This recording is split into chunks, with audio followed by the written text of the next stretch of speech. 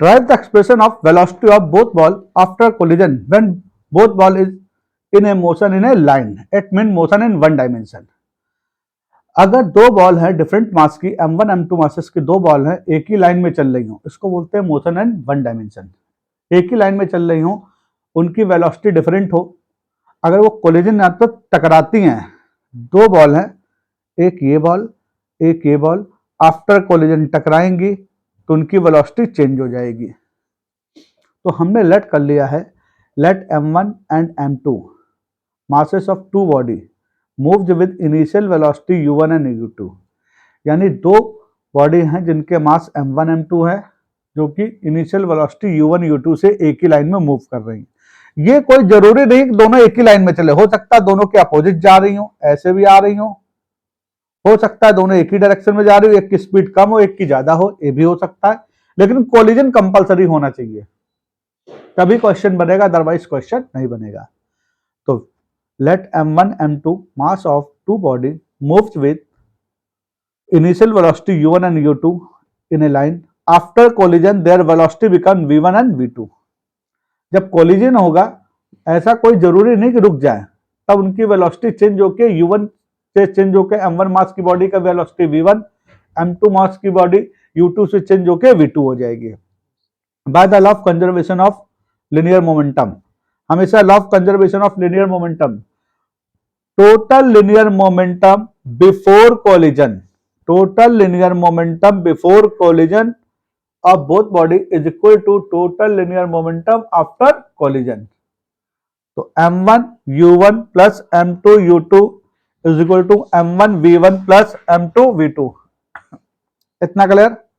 अब देखिएगा m1 वाले हिस्से को एक तरफ ले आएंगे आप लेफ्ट हैंड साइड में, और m2 वाले को राइट हैंड साइड में। इतना बेसिक पॉइंट ध्यान रखिएगा, आपको की पॉइंट है, पहले law of conservation of linear momentum लगाएंगे, इसके बाद law of conservation of energy लगाएंगे, लेकिन अभी हम मोमेंटम की बात कर रहे हैं। m1 को वन साइड कर लेंगे लेफ्ट हैंड साइड, m2 को right hand side, common, what is common from them m1 and m2, equation first.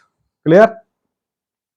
अब आता है by law of conservation of energy, यानी टकराने के पहले, यानी total kinetic energy of both ball before collision and total kinetic energy of both ball after collision. Both ball टकराने के पहले की दोनों काइनेटिक एनर्जी होगी formula 1/2 m1 u1 square plus 1/2 m2 u2 square is equal to m1 half m1 v1 square plus half m2 v2 square. इसमें भी वही काम करेंगे जो पहले करा था। की पॉइंट देखिए, by law of conservation of linear momentum, by law of conservation of energy. इसमें भी m1 वन साइड कर देंगे left hand side, m2 right hand side. What is common? 1/2 m1 is common here, in right hand side 1/2 m2 common, 1/2 cancel, we get m1 in bracket u1 square minus v1 square, m2 in bracket v2 square minus u2 square, a square minus b square फॉर्मूले से by using formula a square minus b square, a minus b a plus b, u1 minus v1 and u1 plus v1 by using formula a square minus b square, a minus b a plus b से, got it?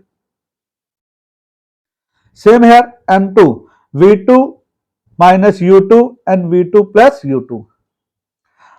अब देखेंगे, अब ध्यान सुनिएगा मेरी बात को, equation 1 में m1 in bracket u1 minus v1 is equal to m2 v2 minus u2 के इक्वल है। यहां देखिए आप m1 u1 minus v1 m2 v2 minus u2 equal है, बाय इक्वेशन फर्स्ट से कैंसिल हो जाएगा कि नहीं पूरा? बाय इक्वेशन फर्स्ट से, यानी इसकी जगह रख देंगे कैंसिल हो जाएगा, तो हमको मिलेगा u1 plus v1 is equal to v2 plus u2, equation number third. Clear? अब हमको निकालना है v1 और v2 की value, we have to find v1 and v2 in terms of u1 and u2। हमको निकालना है v1 और v2 की वैल्यू u1 और u2 के टर्म्स में। तो अब देखिए, अब इसका काम तो हो गया, इससे ये इक्वेशन मिल गई, एक ये इक्वेशन और इस इक्वेशन का फर्स्ट और थर्ड से यूज करके हम v1 v2 निकालेंगे। कैसे? हमको पहले V1 निकालना है, तो इससे V2 की वैल्यू निकालेंगे। U1 plus V1 minus U2 is equal to V2। ये V2 की वैल्यू पुट करेंगे, प्लेस करेंगे इक्वेशन फर्स्ट में, जहां V2 होगा। इससे बस हमको इतना फायदा मिला था, ये क्वेश्चन तो कंपलसरी है, by law of conservation of energy से सॉल्व करने पे ये फायदा मिला था, U1 plus V1 is equal to V2 plus U2। V2 value निकल आई, ये इक्वेशन फर्स्ट में पुट कर देंगे। Now M1 U1 minus V1, M2 V2 की जगह प्लेस करेंगे हम लोग U1 V1 minus U2, U1 V1 plus V1 minus U2, second U2 as it is चलेगा। Now M1 U1 minus V1, M2 U1 minus 2U2 plus V1 multiplied by M1 on U1 and V1, we get M1 U1 minus M1 V1. Got it? अब M2 का multiply यहां करेंगे, M2 U1 minus 2M2 U2 plus M2 V1। अब बस main खेल इसके बाद इतना क्लियर है, इसके बाद मेन खेल चालू होगा। हमने फिर इसमें करा, बस V1 वाले हिस्से को राइट हैंड साइड में रोक लेंगे, इसको V1 को, बाकी सबको लेफ्ट हैंड साइड में। V1 वाले के हिस्से को मैंने एज इट इज रोक लिया, और V1 वाला जितना भी हिस्सा होगा, जो भी पार्ट होंगे, वो सब राइट हैंड साइड में ट्रांसफर कर लेना। देखिए कहां कहां V1, एक ये V1 है, एक ये V1 है। इस V1 को राइट हैंड साइड ट्रांसफर कर दिया, बाकी जितना भी रिमेनिंग पार्ट होगा transfer on left hand side, left hand side में ट्रांसफर कर दिया। M2 U1 twice M2 U2। अब देखिए U1 is common from here, M1 minus M2, 2M2 U2, what is common from here, V1, M1 plus M2, M1 plus M2 divided by M1 plus M2 on both side, यानी M1 plus M2 का दोनों side में divide करते हैं। जब divide करेंगे तो ये M1 plus M2 and M1 plus M2 cancel, यहां आएगा M1 minus M2 upon M1 plus M2 into U1 and twice M2 upon M1 plus M2 U2, यानी V1 की वैल्यू U1 और U2 के टर्म्स में आ गई। हाँ, कोई प्रॉब्लम? अब देखिए अगेन, अभी मैंने V1 की वैल्यू निकाल ली, अब V2 चाहिए मेरे को, तो again U1 plus V1 is equal to U2 plus V2, that is the equation 3। अभी हमने इससे V2 की वैल्यू निकाली थी, अब V1 की वैल्यू सेपरेट करेंगे। V1 is equal to U2 plus V2 minus U1, place in equation first. Place in equation first क्या थी, M1 in bracket U1 minus V1, V1 की वैल्यू प्लेस कर दी, is equal to M2 V2 minus U2। ना minus का multiply करना जरूरी है, स्टेप बाय स्टेप करिएगा, कभी गलत नहीं होगा, अदरवाइज गलत होने के चांसेस हैं। U1 minus U2 minus minus plus U1 plus minus minus V2 is equal to M2 in bracket V2 minus U2. Now we can write as U1 plus U1 twice U1, U2 as it is minus V2 as it is, and M2 in bracket V2 minus U2 multiplied by M1 in both parts of bracket है ना, twice M1 U1 minus M1 U2 minus M1 V2 and M2 V2 minus M2 U2। अब मेरा काम है V2 वाले portion को, जितना भी V2 पार्ट्स है वो कहां ट्रांसफर करेंगे, right hand side, right hand side में ट्रांसफर करेंगे, और बाकी remaining part left hand side में। देखिए M2 U2 किस तरफ ले आए, M1 V2 किस तरफ ले आए।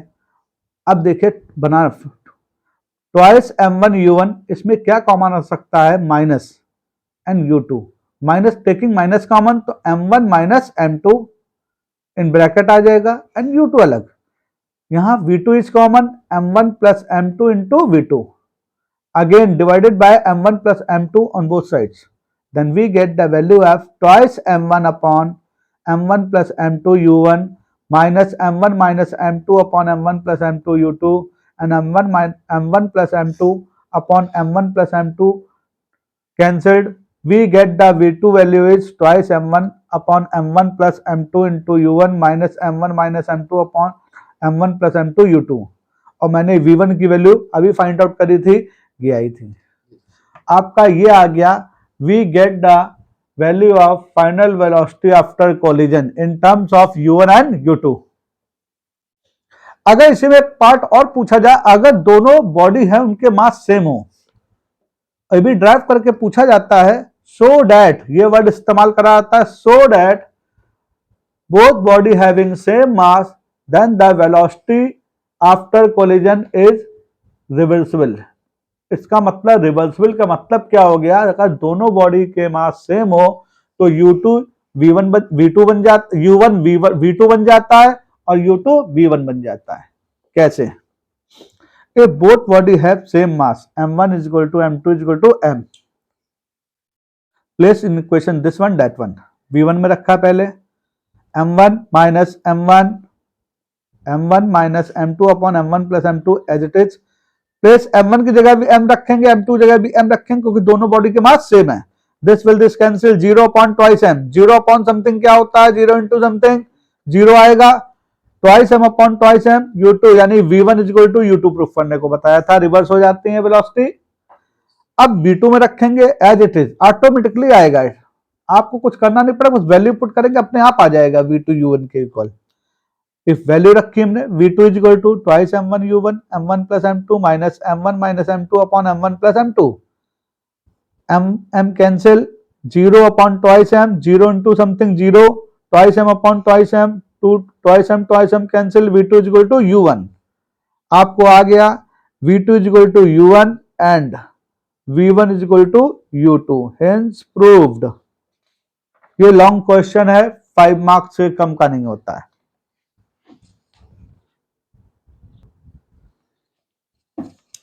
अगला इंपॉर्टेंट क्वेश्चन है, derive the expression of progressive wave. हालांकि स्टेशनरी वेव होगा, स्टेशनरी वेव का डेरिवेशन इंपॉर्टेंट ना होकर आर्गन पाइप के इंपॉर्टेंट डेरिवेशन इंपॉर्टेंट है। Derive the expression of progressive wave. We take progressive wave travel in form of simple harmonic motion. ये wave है, displacement, we have to draw a graph between displacement and time. ये displacement है half cycle positive, half cycle negative, it is the equation of transverse wave और progressive wave. हम आपको progressive wave को detail में नहीं ले जा रहे हैं, हम आपको केवल डेरिवेशन बता रहा हूं। जनरल ये वेव की इक्वेशन है, वेव की इक्वेशन होती है y is equal to a sin omega t, y is equal to a sin omega t, omega is angular velocity, t is total time taken. लेकिन ये कोई गारंटी नहीं होती कि हम जहां से देखें वहीं से वेव चली है, ये तब होगी जब वेव यहां से चलती होगी, बिल्कुल ओरिजिन से चले, स्टार्ट करे चलना और वहीं से हम देखें।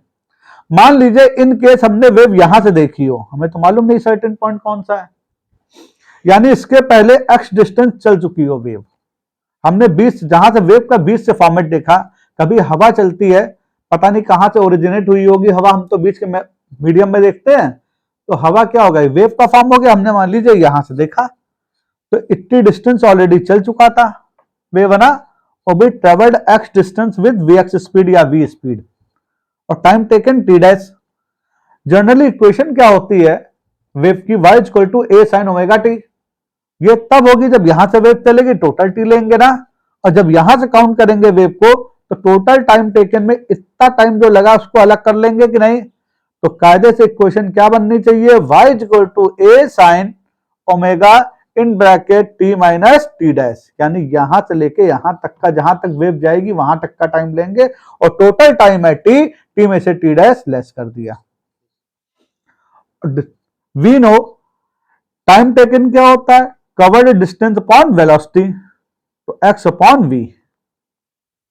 अब ये x upon v put in above equation in place in t dash, तो y is equal to a sine omega in bracket t minus x upon v।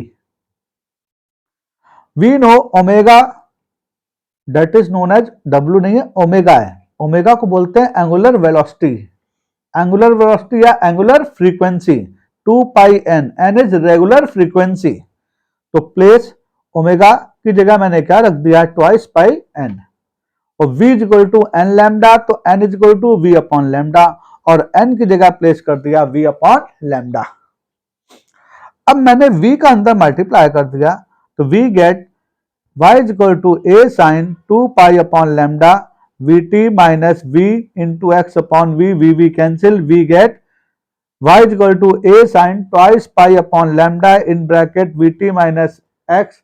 This is the equation of progressive wave along the positive direction of x axis. कहोगे sir कैसे? Coordinate system से देखिए, इधर वाली distance negative होगी, इधर वाली distance क्या होगी? Positive, along positive direction of x axis.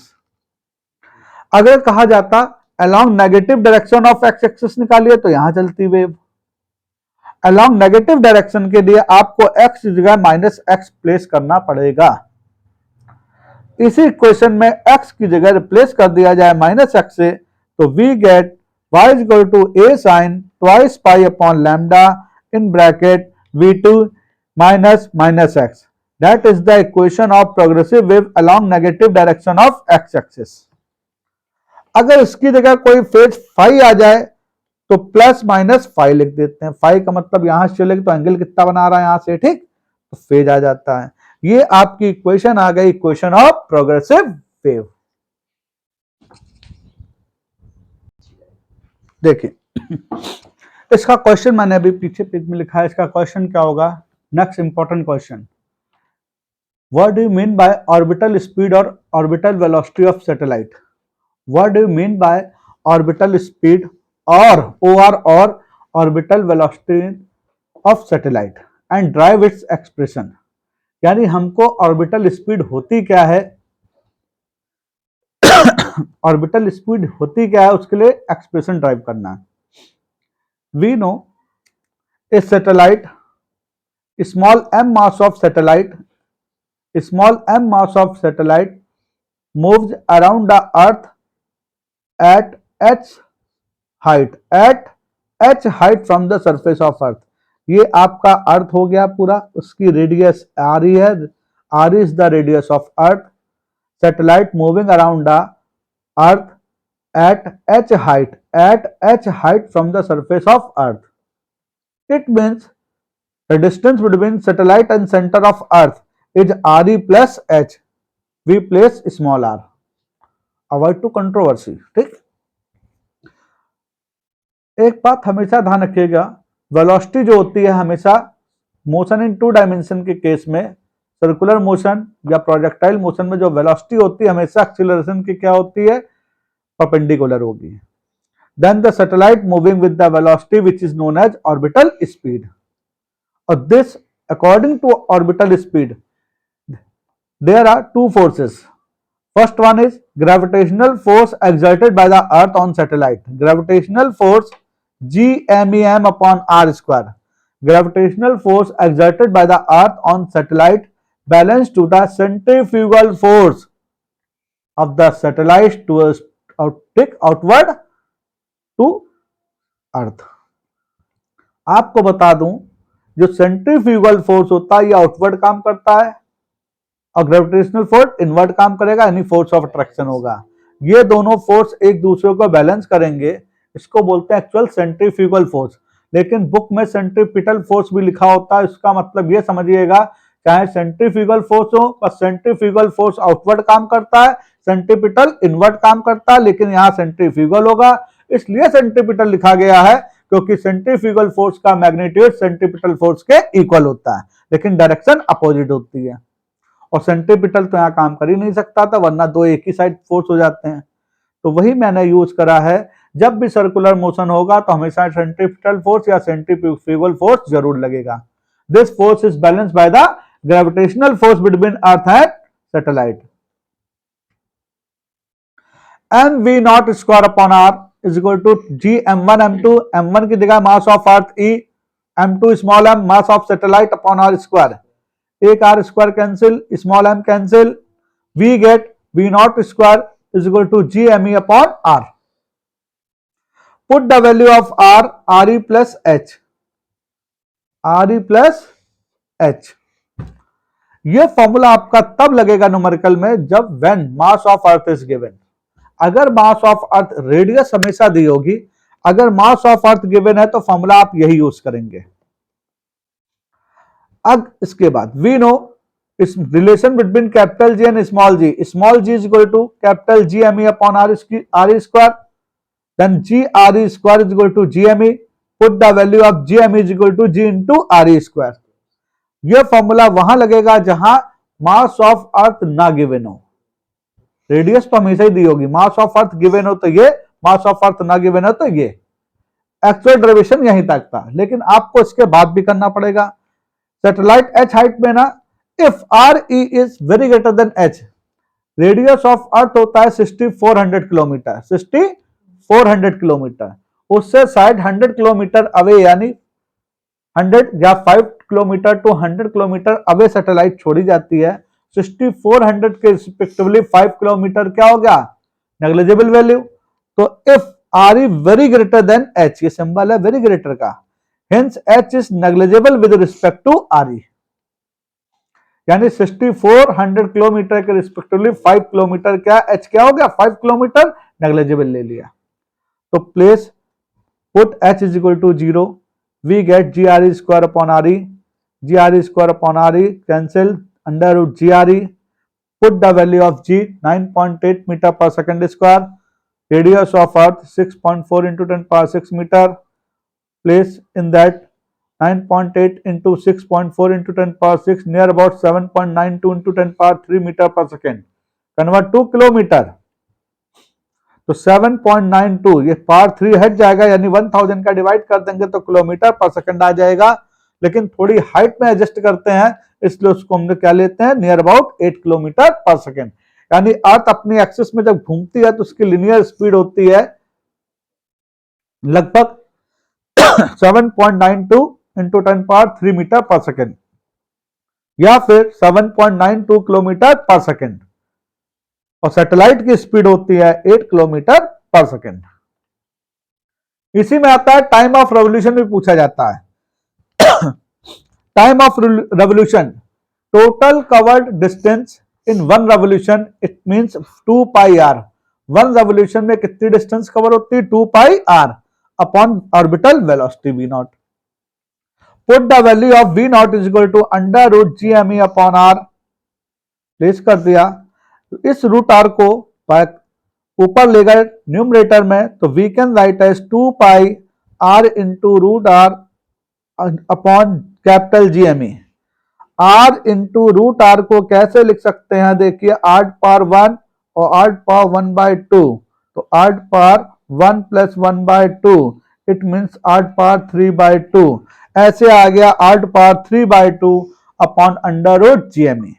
यह फॉर्मूला तब लगेगा जब mass of earth is given. अब है put the value of small r, r E plus h, 2 pi in bracket r E plus h to the power 3/2 upon under root G M e, when mass of earth M is given, तब यह formula use करते हैं। We know small g is equal to capital G M E upon R E square, by cross multiplication capital G M e is equal to g R E square, place in above equation. जहां g M E है वहां ये value रख देंगे, तो ये equation आ जाएगी। ये कब होता है, when mass of earth is not given. फिर इसमें भी वही पुरानी चीज, if r is very greater than h, hence h is negligible with respect to r e, तो एच को नेग्लिजिबल कर दिया, तो बेटा आ गया 2 pi R E power 3/2 upon जी आर ई स्क्वायर। अगर इसको स्क्वायर रूट में लिखेंगे तो आर ई क्यूब लिखेंगे, जहां R E cube upon R E square, we get R E upon G. Put the value of R E 6.4 into 10 power 6 metre, small G 9.8 metre per second square, average value of small G and pi is 3.14। ये value place करने पे लगभग आएगा 5057 second. 5057 second convert to minute divided by 60, we get 84.6 minute. अब आता है next equation, derive the expression of g when going upward from the surface of earth, यानी अर्थ की सरफेस से ऊपर जाएंगे तो जी की वैल्यू के लिए एक्सप्रेशन निकालना है मेरे को, और ये भी बताना है क्या जी की वैल्यू में क्या इफेक्ट होगा। Derive the expression of small g when going upward from the surface of earth, we take a earth having radius small r e and the mass is m e, centre of earth is O and A is the surface of earth. हम लोग अपने आप को ये समझते हैं human being हम लोग सरफेस ऑफ अर्थ पे रह रहे हैं, यानी A पे, यहाँ पे सेंटर पे नहीं रह रहे हैं बेटा। अब देखिए weight of m mass of body, weight of m mass of body और एट सरफेस ऑफ अर्थ, तो सरफेस ऑफ अर्थ पे m मास की बॉडी उसको बैलेंस कौन करेगा? By the gravitational force exerted by the earth. तो weight of body is small m into G, gravitational force capital G M E M upon R E square. Equation first, अगर when going upward direction from the surface of earth till h height, यानी अर्थ की surface से h height चलने पर, अर्थ की surface से h height जाने पर ग्रेविटी हो जाएगी g डैश, तो वेट चेंज हो जाएगा, वेट हो जाएगा mg डैश। अब जब mg डैश हो जाएगा तो ग्रेविटेशनल फोर्स क्या होगा? g m e m upon R E plus S to the whole square, not r e. अब यहां पे देख रहे हैं, यहां से लेके यहां तक की डिस्टेंस लेंगे, यहां से लेके यहां तक की सरफेस के लिए, यहां से लेके यहां तक R E, till h height के लिए R E plus H. Equation 2, where g dash and g are acceleration due to gravity at h height from the surface of earth g dash and g is the acceleration due to gravity at the surface of earth। अब देखिए question second is divided by question first, M G dash upon M G, यहां G M E M upon R E plus S to the whole square. Equation first से M G M upon are E, this cancel, small m cancel, we get g dash upon g, 1 upon re plus s to the whole square upon re square. We can write as in actual format 1 upon re plus h upon re to the whole square, 1 by 1 separating, then we get g dash upon g is equal to 1 upon re plus h upon re upon re cancel 1, we get this one value. By cross multiplication, g dash is equal to g upon 1 plus h upon re to the whole square। ये तो expression मिल गया। अब ऊपर जाने पे जिस अर्थ की surface से ऊपर की ओर जाएंगे तो g की वैल्यू डिक्रीज होती है। The value of g decreases when going upward from the surface of अर्थ। ये कैसे प्रूफ करा? देखिए 1 plus H upon R E की वैल्यू मोर देन 1 आएगी कि नहीं, क्योंकि 1 में कुछ भी ऐड करो मोर देन 1 आएगा। अब इसका 1 अपॉन मोर देन 1 हमेशा लेस देन 1 आएगा कि नहीं, क्योंकि देखिए 1 अपॉन 1.1 भी करो लेस देन 1 आएगा। इसलिए हम लोग कह सकते हैं 1 upon 1 plus H upon are E to the whole square less than 1। तो G dash upon G less than 1, G dash less than ji.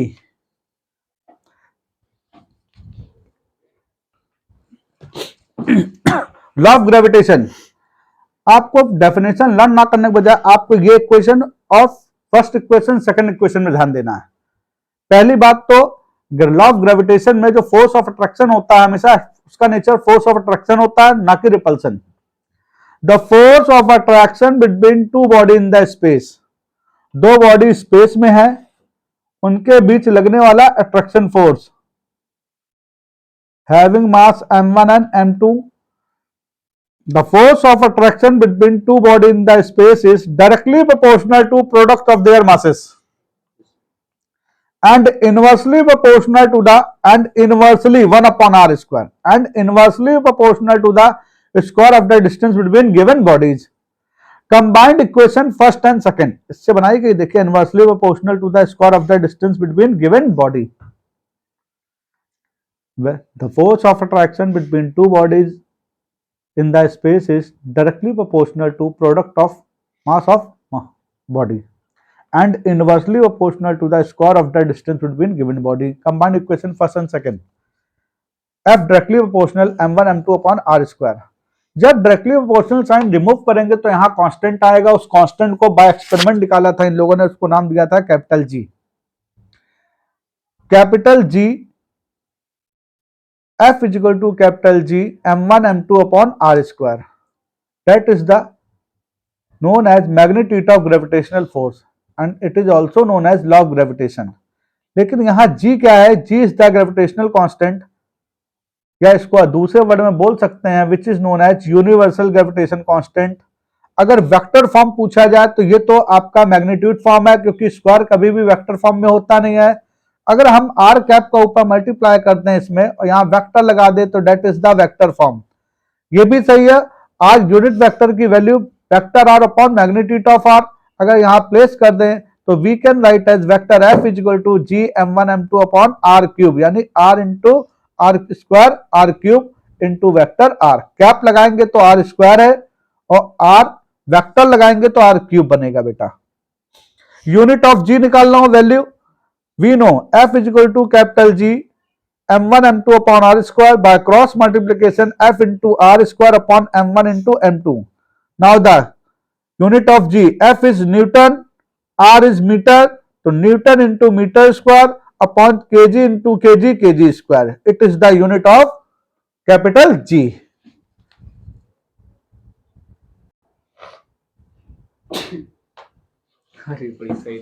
Its value is g 6.67 into 10 power minus 11 Newton into meter square upon kg square. Dimension of capital G, f into r square upon m1 m2. Dimension of f is m l to the power minus 2, r is l square, r is l, r square is l square upon m1 is m, m2 is also m. 1 m cancel, we can write as m to the power minus 1, l to the power 3 and t to the power minus 2. अगर m के system में universal gravitation constant की unit पूछी जाए तो m means kilogram power -1, l means metre power 3, t मतलब second power -2।